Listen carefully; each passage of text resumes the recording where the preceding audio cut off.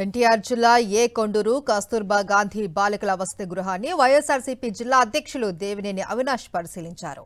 12 మంది విద్యార్థులను ఎలుకలు కరిస్తే విషయం బయటకు పొక్కకుండా పాఠశాల సిబ్బంది జాగ్రత్త పడ్డారు అని ఆయన మండిపడ్డారు.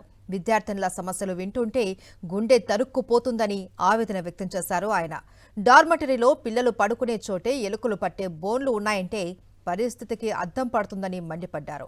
దీనికి విద్యాశాఖ మంత్రి ఏం సమాధానం చెప్తారు అని నిలదీశారు.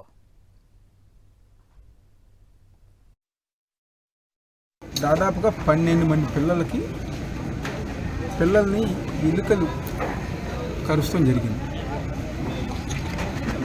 ఒకరోజు అయిన తర్వాత కానీ ఏదైతే హై స్కూల్లో ఉన్న టీచర్స్ లేకపోతే సిబ్బంది అధికారులు ఎవ్వరు కూడా పట్టించుకోకుండా ఒక గోప్యత పాటించి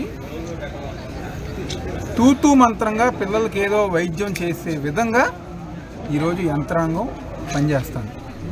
దోమతెరలు ఏదైతే మిషన్ ఉంటుందో అన్నీ కూడా చిరిగిపోయి ఉంది. దోమలు అక్కడి నుంచే ఎలుకలు వస్తాంగానే ఉంది. పాపం ఆ చిన్నపిల్లల్ని కరుస్తాంగానే ఉంది. అదేవిధంగా వెనకమాల ఆ కిటికీలోని చూస్తే అంతగార మురుగు కాలువ, చెట్లు పిచ్చి చెట్లు అన్నీ గారా మొలిచినాయి. అంటే ఏ విధంగా ఈరోజు వాళ్ళు సదుపాయాలు కల్పిస్తున్నారో ఈరోజు చంద్రబాబు నాయుడు గారు, అదేవిధంగా నారా లోకేష్ పిల్లల కోసం, పిల్లల చదువుల కోసం ఏదో మంత్రిగా బాధ్యత చేపట్టి పిల్లల భవిష్యత్తు నేను చూసుకుంటానని చెప్పిన నారా లోకేష్ ఈరోజు ఈ సంఘటనకి ఏం సమాధానం చెప్తారని చెప్పని ఈరోజు వైఎస్ఆర్ కాంగ్రెస్ పార్టీ తరఫున మేము అందరంగా డిమాండ్ చేస్తాం.